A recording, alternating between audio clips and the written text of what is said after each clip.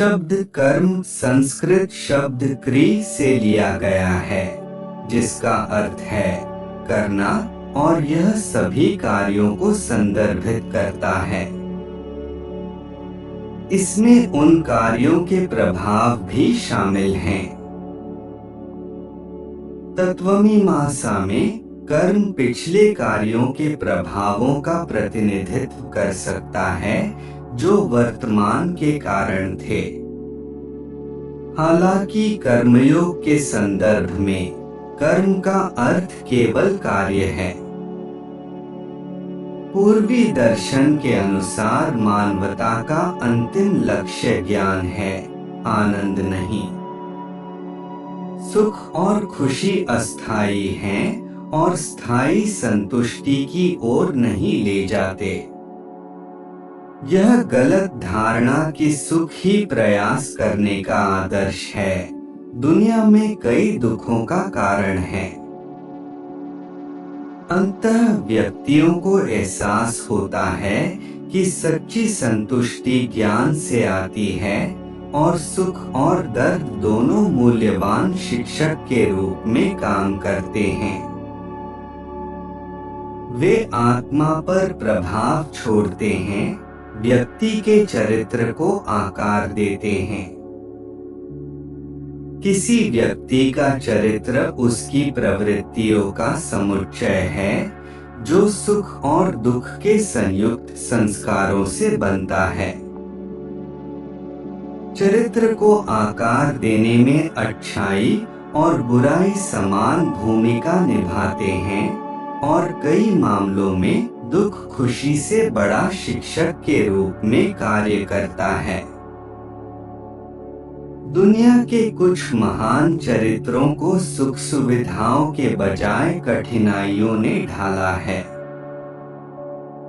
ज्ञान अपने वास्तविक सार में प्रत्येक व्यक्ति के भीतर अंतर्निहित है। इसे बाहरी स्रोतों से प्राप्त नहीं किया जाता है, बल्कि इसे भीतर से खोजा या उजागर किया जाता है। बाहरी दुनिया व्यक्तियों के लिए अपने मन का अध्ययन करने और भीतर के ज्ञान को उजागर करने के लिए एक सुझाव या अवसर के रूप में कार्य करती है। व्यक्तियों के मस्तिष्क में ब्रह्मांड का अनंत पुस्तकालय समाहित है। सभी क्रियाएं शारीरिक और मानसिक दोनों कर्म मानी जाती हैं और व्यक्तियों पर छाप छोड़ती हैं। कुछ क्रियाएं असंख्य छोटे छोटे कार्यों का योग होती हैं, जैसे समुद्र में एक लहर अनगिनत छोटी छोटी तरंगों से बनी होती है।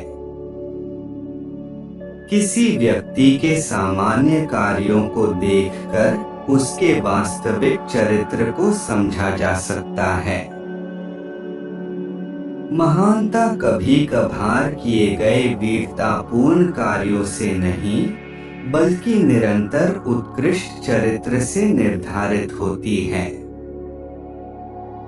कर्म सबसे शक्तिशाली शक्ति है जो किसी व्यक्ति के चरित्र को आकार देता है। प्रत्येक व्यक्ति एक केंद्र के रूप में कार्य करता है, ब्रह्मांड की सभी शक्तियों को आकर्षित करता है और अपने भीतर समाहित करता है। अच्छा और बुरा, सुख और दुख व्यक्तियों से जुड़े रहते हैं और अपने कार्यों के माध्यम से व्यक्ति अपने चरित्र को आकार देते हैं और उसे बाहर की ओर प्रदर्शित करते हैं। युगों युगों तक चरित्र और इच्छा शक्ति के संचय से महान व्यक्तियों का आविर्भाव होता है।